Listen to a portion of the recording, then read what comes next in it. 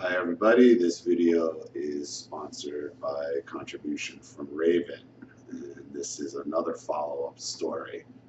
Good morning, Ollie. This is part 2 of Narcissists lay claim to your possessions before you're even gone. For those not familiar with this story, my family of origin is full of narcissists on both sides. This story is about an ongoing probate battle on my father's side. He is one of 8 surviving adult children. His mother, my grandmother, passed away in October of 2014. One sibling was disowned by my grandmother, and thus her estate is to be divided amongst her 7 remaining children. In 2005, my grandmother put her house in trust before she moved out of the house and into assisted living. The purpose was to protect the house from going to the state so the children could sell the house upon her passing for their inheritance.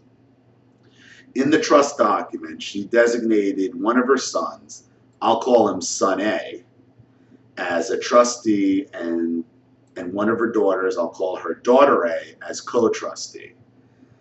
The house was the only asset in the trust. The trust was otherwise unfunded from 2005 to 2014. Thus, during that period, there was no funding set aside for property taxes, insurance, or other property management expenses. In this situation, the trustees would have had to either have the beneficiaries pay these expenses on behalf of the trust for future reimbursement, or just let the town put a lien on the house and settle up with the town when the house was sold in 2015 after my grandmother's passing. So far, I know this sounds like a boring story. I just wanted to provide some context so that the remainder of the story will make sense. Well, I could already tell you where this is going. 7 siblings, a will, a house in tax probate. I mean, this isn't well. In a family of narcissists already. In order to solve the problem of how the property taxes and other expenses would be paid during the period from 2005 to 2014, one of the trustees, Son A, had a conversation with one of his brothers, Son B.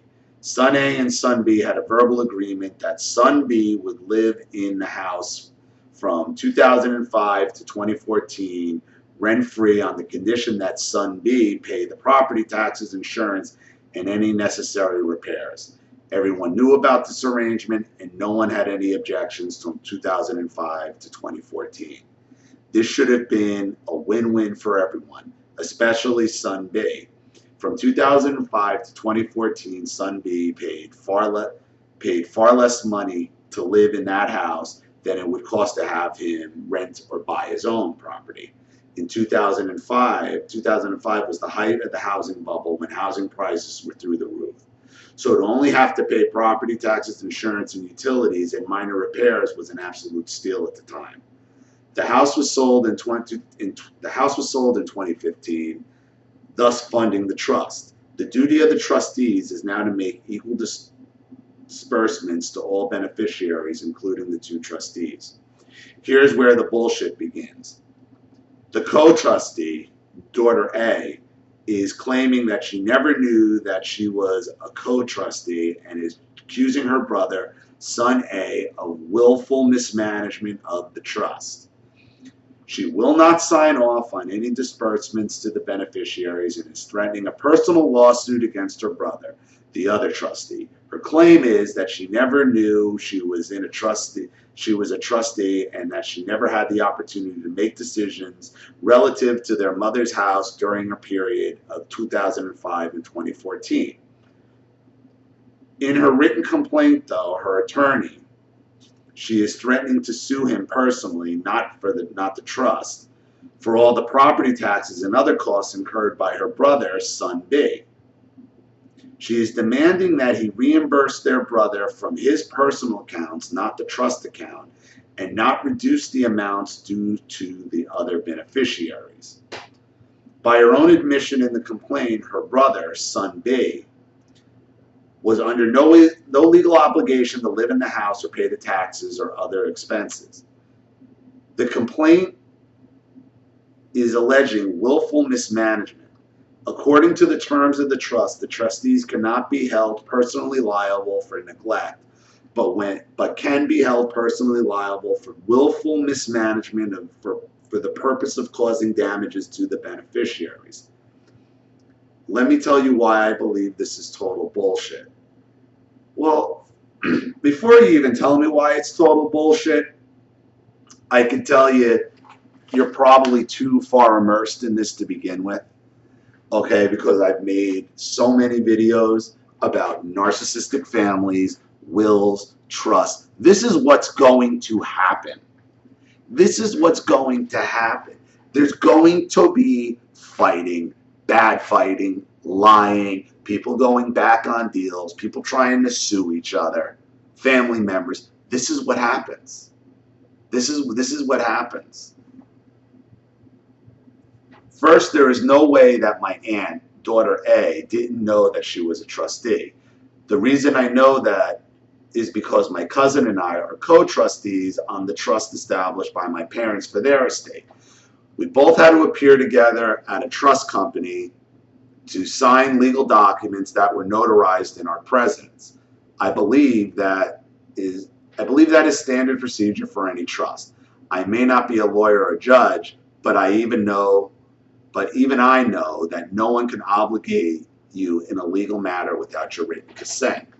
She may not remember signing off on the trust, but if she is in fact a co-trustee, then she absolutely signed off on it. Well, that should be easy to prove. Just ask the lawyer. I think she is gaslighting. The trust document set up by my grandmother names both her son and her daughter as co-trustees.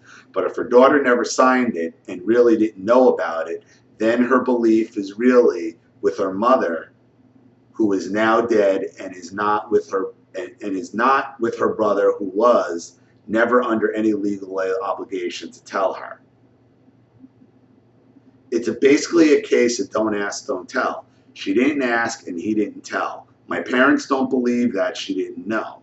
My aunt was my grandmother's health care provider, and she visited her at the nursing home frequently in the later years of her life. My grandmother openly talked about everything. Even my mother and I knew that my aunt was a co-trustee. She talked to us about it when we visited her at the home. Why would my grandmother talk to us about it and not her own daughter? Total BS. Secondly, why does my uncle, son B, believe he's entitled to reimbursement for any expenses paid while living in the house for 9 years? He's not. He's not. That was the deal. I mean, they lived there just paying property taxes and expenses. That was it. But again, you're trying to do something for a family member. You don't do anything with narcissists, especially where there's a will, without getting it all in writing and witnessed. I mean, that should just be obvious to everyone, because everybody's going to come out with different stories.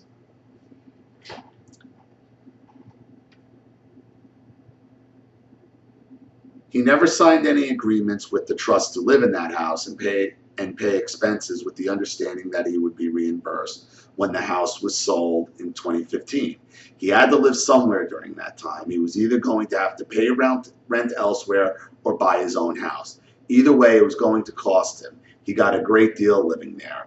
He's using his own sister, who is a co-trustee, to sue his own brother, who basically did him a huge favor. Yeah, because it doesn't matter what you do for a narcissist. They're just going to keep turning on you.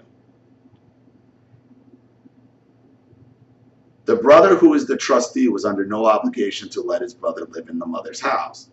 And the brother who lived there and paid taxes was under no obligation to live there or pay anything. I think this is nothing more than a scam that son B is pulling to screw his brother financially, torture him emotionally, and basically get off without paying nothing for those 9 years. And the prick is using his own sister to pull the nonsense.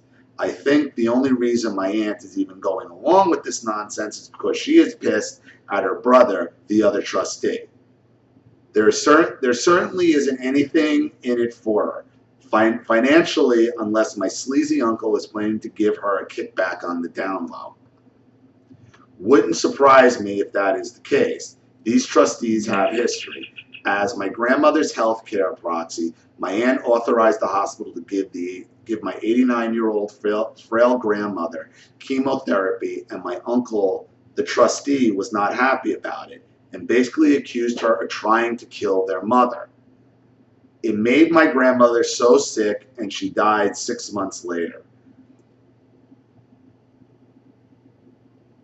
Wait, that's crazy. You can't just give somebody chemotherapy unless they're... Oh.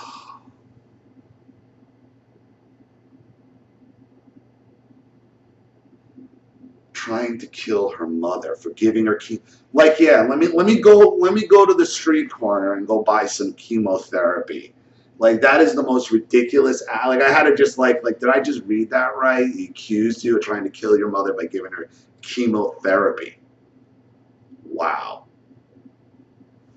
They could have just kept her comfortable with painkillers. Okay, it's not about the it's not about the chemo. It's about the money. They're trying to save as much money as possible. Painkillers obviously cost a lot less than chemotherapy does.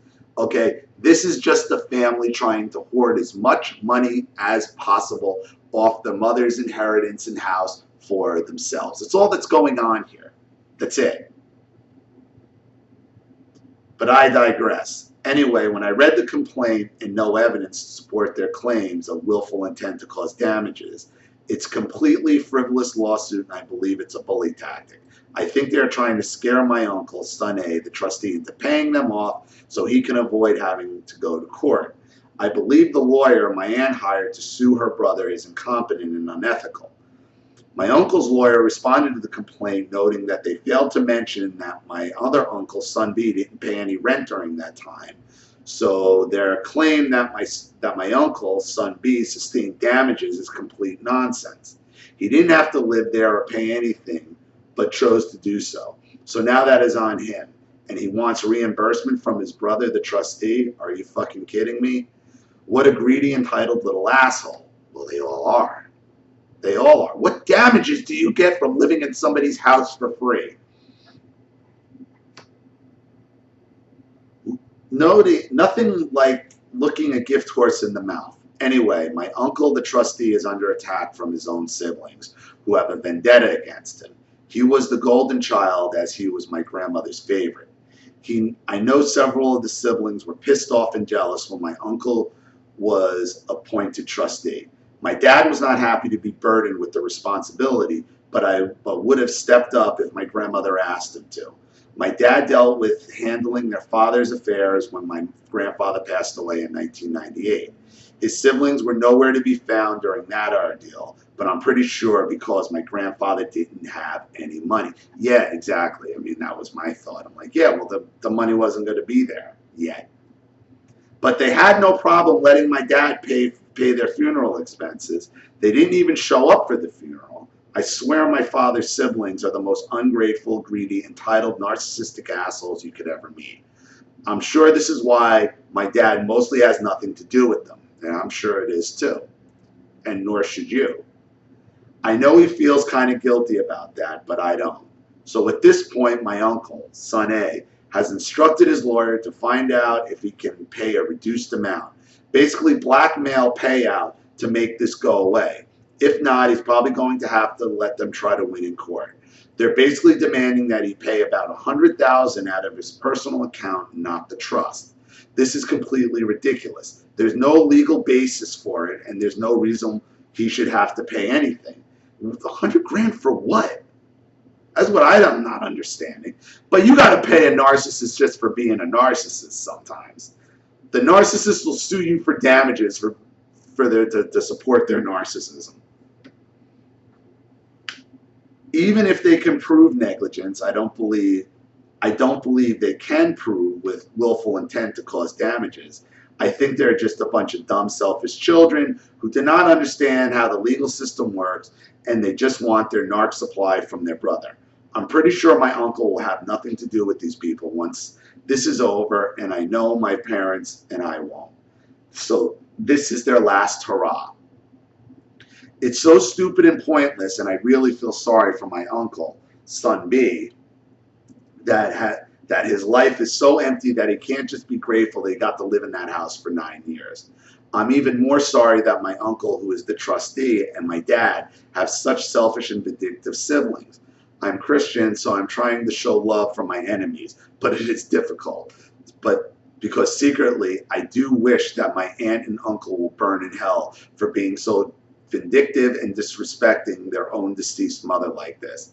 I'm glad I'm never having kids. I'm going to leave whatever I have left to charity.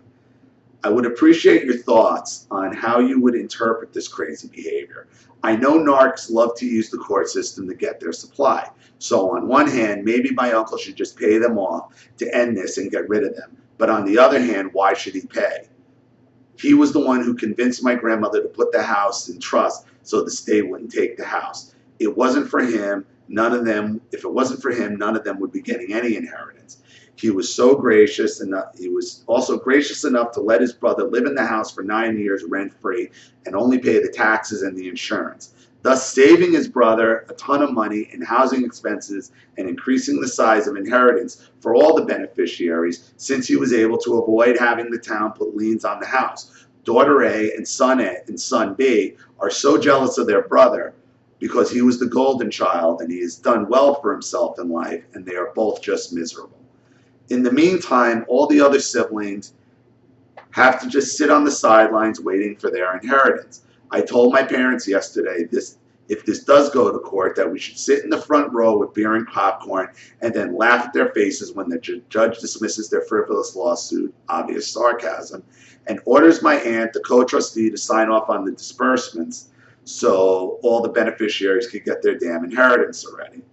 It's so sad, really. I wouldn't be surprised if my sleazy uncle, son B, ends up turning on his sister if he doesn't get what he wants, and will probably sue her too. My learning point in all this is that it is so important to be extra cautious when doing business with friends and relatives and separate the business end from the personal relationships. Having everything in writing, even if it's family. If a family member or friend gets offended when you insist that agreements need to be in writing, that should be a huge red flag that the person, while appearing to be nice, is really playing to screw with you in the future. A reasonable, trustworthy person would totally agree on having written agreements in place. This story got kind of long, and I hope you were able to make sense of it. It's not always easy to know what's best to get toxic people out of our lives.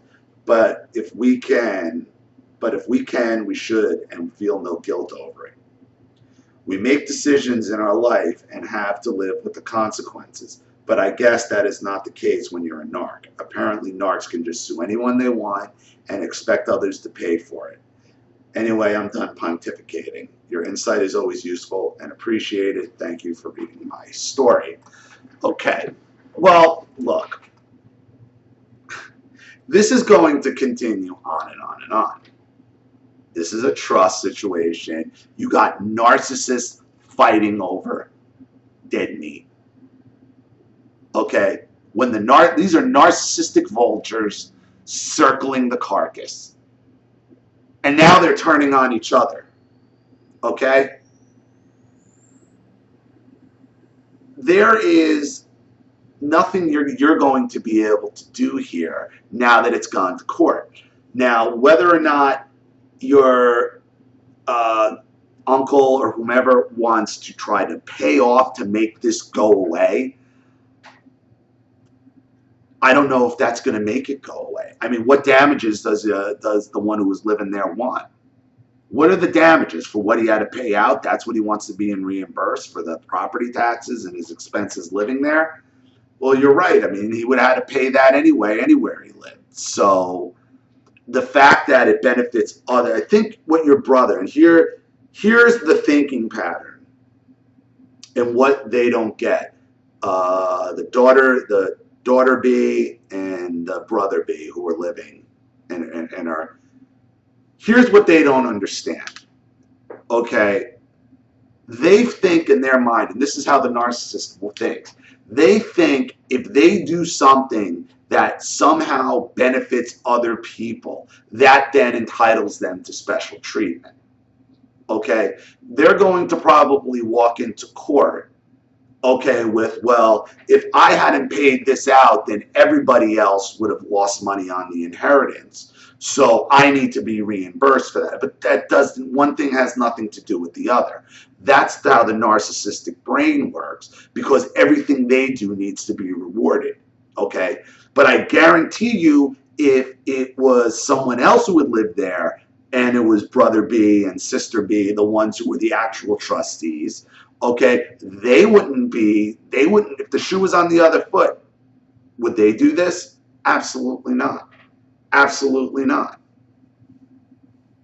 So, look, when you're dealing with narcissists and wills, things fairly rarely work out the way you want them to.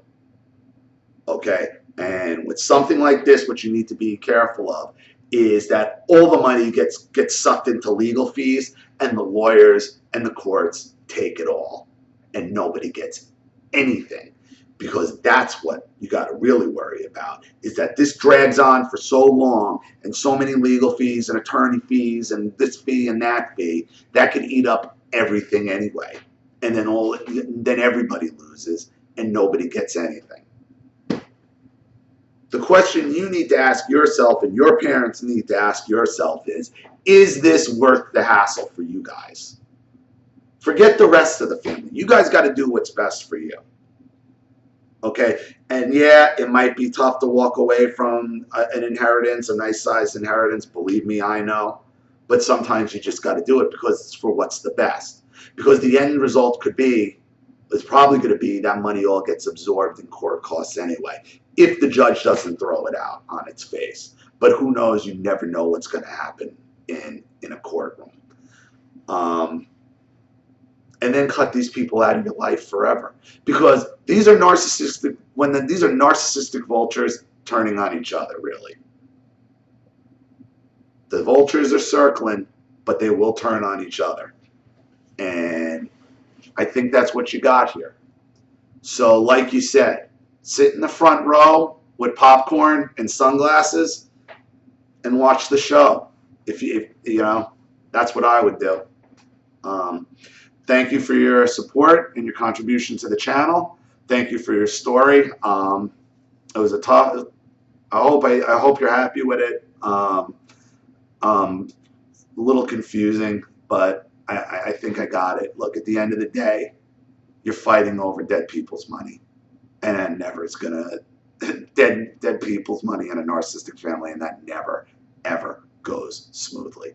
So you got to figure out, is it worth it or not? Thank you everybody else for watching. Anybody else who has some advice, please leave your comments in the section below. And again, if you want a story of your own, PayPal link is in the description box. I'll have it right out to you. Solly Matthews, thanks for watching. I'll see you all again soon.